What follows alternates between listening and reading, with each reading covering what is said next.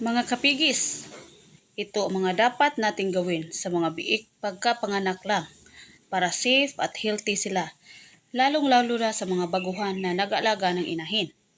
Ito ang una, linisin ang ilong at bibig. Kaagad linisin ang daanan ng hangin. Pangalawa, patuyuin kaagad ang biik gamit ang malinis na pamunas.